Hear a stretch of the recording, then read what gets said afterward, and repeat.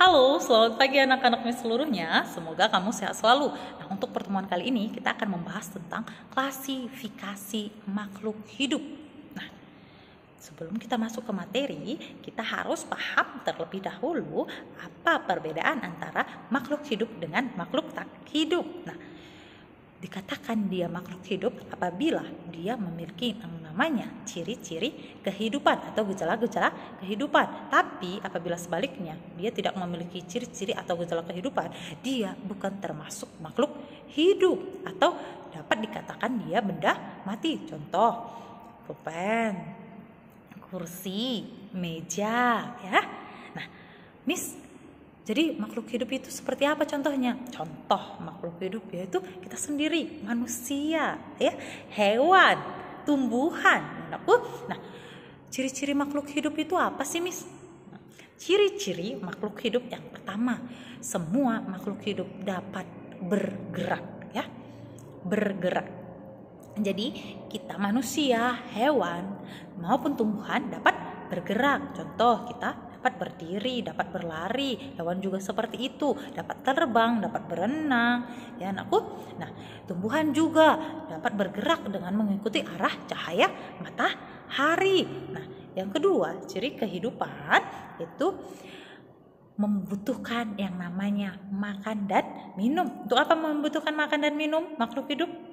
Untuk menambah energi atau untuk pertumbuhan atau mengubah sel-sel mati yang ada dalam tubuh kita, atau kalau kita minum atau tumbuhan itu menetralisir zat-zat yang ada di dalam tubuh. Yang ketiga itu bernafas, yaitu untuk menghirup oksigen dan mengeluarkan karbon dioksida, ya anakku. Nah, yang keempat itu peka terhadap rangsangan. Contoh, kita dapat apabila disentuh kita dapat merasakan, kan aku? Atau contoh hewan juga seperti itu, dapat merasakan atau mencium bau, ya. Tumbuhan juga demikian. Coba kamu sentuh putri malu. Saat kamu sentuh daun putri malu, dengan seketika dia akan menutup. Artinya dia peka terhadap rangsangan. Jadi contoh makhluk hidup yang keempat yaitu peka terhadap rangsangan. Yang kelima yaitu dapat mengalami yang namanya pertumbuhan, yaitu contoh kita manusia, kita dari bayi bisa menjadi dewasa.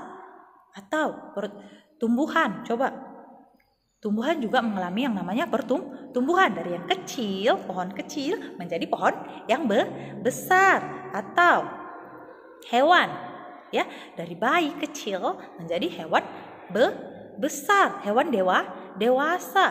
Ya, nah, contoh yang berikutnya, ciri-ciri yang berikutnya yaitu dapat berkembang biak. Untuk apa? Ya, untuk menambah atau melestarikan keturunan.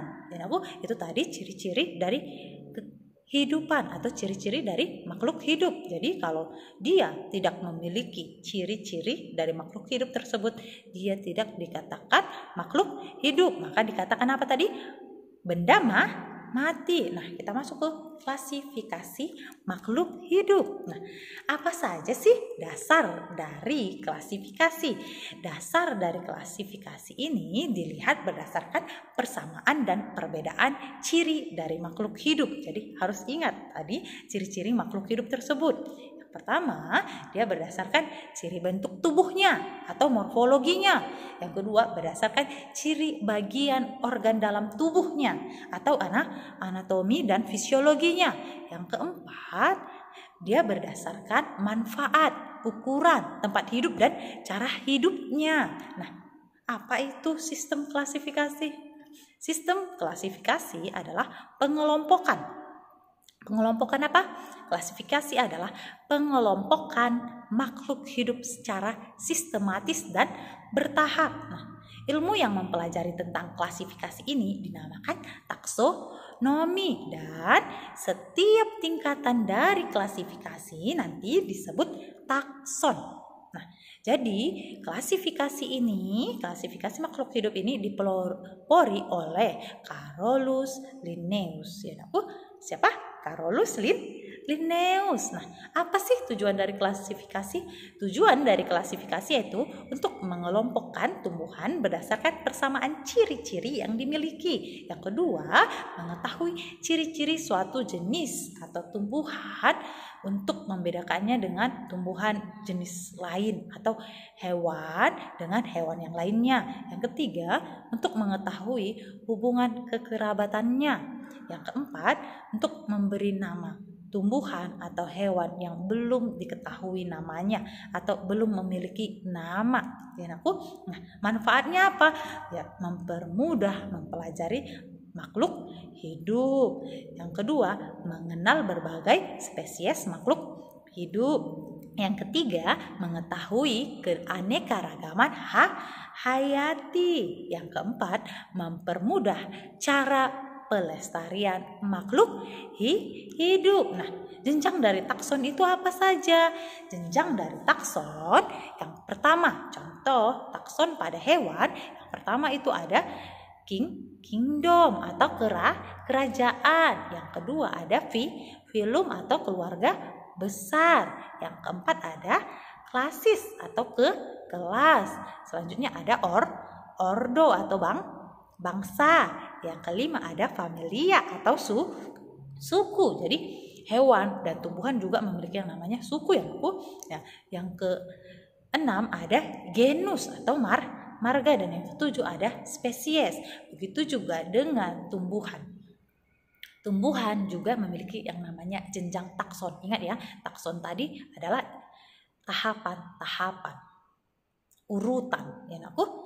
Jadi urutan dalam tumbuhan yaitu yang pertama sama dengan hewan, dia memiliki yang namanya kingdom. Tapi yang kedua dia bukan filum, melainkan divisi. Sama pengertiannya. Yang ketiga ada kelas, yang keempat ordo, kelima family, keenam genus, dan yang ketujuh itu spesies. Jadi ada sedikit perbedaan jenjang atau urutan takson dalam hewan dan tumbuhan ya, Bu. Nah, kalau pada hewan dia yang kedua itu filum. Nah, tapi untuk tumbuhan dia yang kedua itu adalah divisio. Ya, Bu. Harus diingat. Nah, sebagai contoh ini kita manusia dengan anjing. Ya, kingdom dari anjing itu yaitu hewan atau animalia, sama dengan kita itu animalia. Nah, filum anjing juga chordata. Chordata itu apa? Memiliki tulang belakang sama dengan kita. Nah, subfilumnya itu vertebrata. Vertebrata itu subfilum dari chordata ya, Bu. Nah, kelasnya mamalia, memiliki yang namanya kelenjar susu, yaitu yang keempat itu ada dia ordonya karnivora. Karnivora apa, Bu? Pemakan daging ya. Nah, selanjutnya familinya. Nah, familinya Canidae. Canidae itu untuk famili dari rubah, serigala, anjing gitu ya, Bu. Nah, genusnya Canis. Nah, spesiesnya adalah Canis familiaris ya. Tapi berbeda dengan kita. Kalau kita dikatakan Homo sapiens ya. Jadi bagian yang sebelah kanan itu adalah untuk manusia dan sebelah kiri untuk anjing ya. Nah, selanjutnya untuk contoh dari kingdom tumbuhan atau plantae yaitu ada si buncis, yaitu ada spermatofita divisionya. Nah, kelasnya ada Anispermae, ordonya Leguminosae, familinya Papilionaceae, genusnya Phaseolus. Nah, spesiesnya Phaseolus vulgaris atau buncis, itu nama latinnya ya, Bu. Nah, sistem klasifikasi pada 5 kingdom yang pertama terbagi atas kingdom plantae atau tumbuhan, kingdom animalia atau hewan, fungi atau jamur, monera dan protista. Nah, kingdom Monera ini meliputi semua makhluk hidup atau organisme yang prokariotik, bersel satu dan mikroskopis. Contohnya semua bakteri dan ganggang hijau. Misalnya Escherichia coli, Anabaena, dan kamu bisa dapat melihat pada slide ya. Nah, selanjutnya ada kingdom fungi. Kingdom fungi memiliki ciri-ciri eukariotik, yaitu tidak berklorofil, sehingga tidak dapat melakukan namanya fotosintesis. Contohnya apa? Jamur tiram. Ya, dan dapat kamu lihat juga pada slide.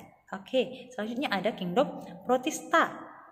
Nah, kingdom protista ini sebagian besar terdiri atas organisme yang bersel satu, ya, atau eukariotik.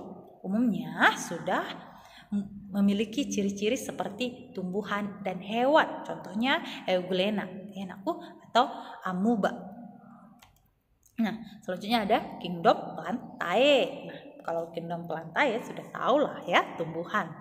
Terdiri atas semua organisme yang eukariotik, bersel banyak, berdinding sel yang mengandung selulosa dan berklorofil, sehingga dia mampu berfotosintesis dan dia bersifat autotrof. Nah, contohnya padi, mawar, dan lain-lain.